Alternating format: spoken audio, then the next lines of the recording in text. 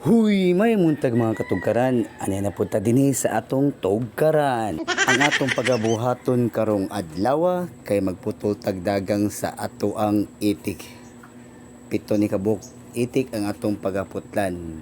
So, ano na sila dinhi magstambayan. Ngayon dinhi. Aray sila dinhi magstambayan ng mga itika ni. Aray ni sila dinhi magmarites. Oo. Oh. Dora ka buklak yan ni. Kargado ni mga baye. Marites gud.